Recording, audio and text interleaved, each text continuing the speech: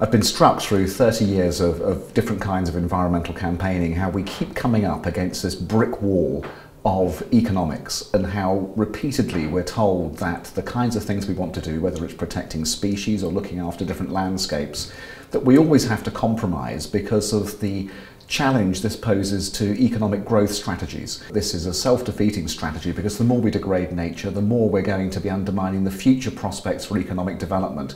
And so the book really lays out the evidence for that. It's really trying to challenge what I see as the most dangerous misconception of modern times, whereby people still see a choice between looking after nature and looking after the needs of people through economic development. These two things are two sides of the same coin, not choices. And the book, I hope, lays out the evidence for people to see that actually there's a great deal out there to prove that this is the case. It's not simply some environmentalist's view of the world. There's lots of economic data which tells us that nature has huge value for the economy, and if we look after nature, we can look after the economic prospects for people in the future as well as now. Some environmental campaigners have taken the view that putting a price on nature is going to lead to the commodification and privatisation of the natural world. And there are dangers in terms of the different tools we might apply, having made an economic valuation of the natural world. But one thing I would say to them is be very clear about the difference between valuation and the process of putting a price on things. By understanding the value, we don't need to put a price. We say it's protected, or we say a certain substance should be banned, or that pollution should be cut. And we don't need to have a price put in the sense of a market value. But what we say is that the value of something, an ecosystem, a wetland, a forest, a bird, is so important to society that the law will protect it. I think the message about the economic value of nature can get through in lots of different ways. It's going to be really important, however, to get this into the heart of finance and economics ministries, and we now have a natural capital committee inside the British Treasury, which hopefully will be making a difference. And also we have some leaders in business who've realised that the long-term interests of their companies have to be founded on looking after nature. The stable climate, abundant fresh water and fertile soils and pollinating insects are absolutely essential. They're not on the balance sheet, but without those things their companies no longer exist. This is beginning to take hold as a mainstream business idea, and coupled with public awareness, coupled with changing policy, I think we have a huge opportunity in front of us, and it's time to seize it.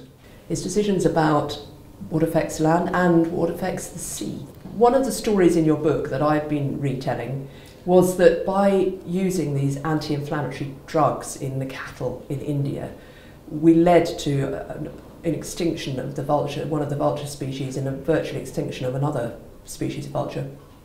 And so what happened? The feral dog population exploded, and there were an extra 6 million feral dogs, and then to realise that as a result so many more people got bitten by rabid dogs that 50,000 extra people died than would have otherwise been expected from rabies.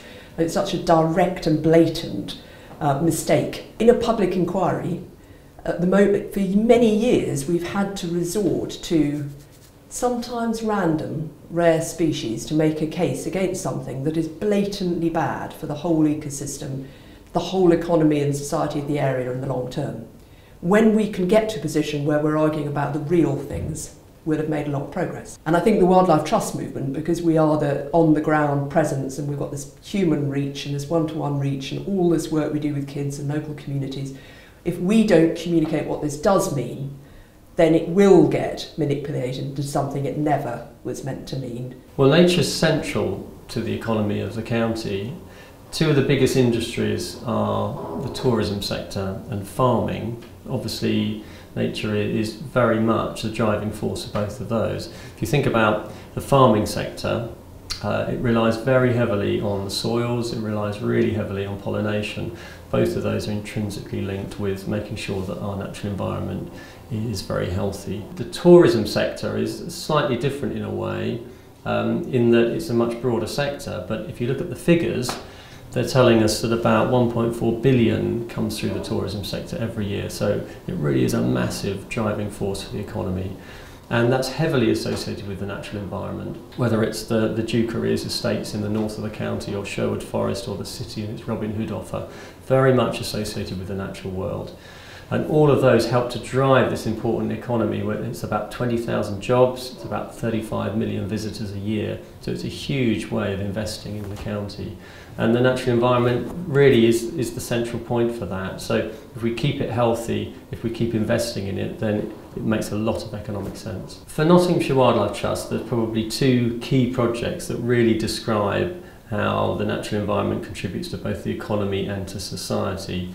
We've got a great project which is working on the River Leen, which runs through the city of Nottingham. The idea is that if we can reduce the discharge and reduce what's flowing into the river, then we can lower people's water bills, we can improve the quality of the river and the people who access it, we can improve the wildlife of the river as well. And so it's one of those great projects that everyone benefits from. We've also got a great project up in the north of the county around the Idle Valley, which is looking at mental health.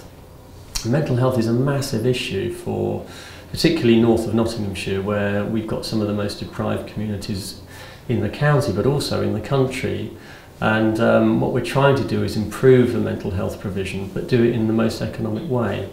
And we've done some calculations on the work that we're doing with mental health groups, which shows that getting them out into the natural environment, doing conservation work, doing some work with horticulture and growing, is actually about 8 times cheaper than having similar interventions with drug therapy or talking therapies. So it's really cost effective. It promotes the work that we're doing across the north of the county. At the same time, it has huge mental health gains. So again, a wonderful way of seeing nature at the heart of the economy and society.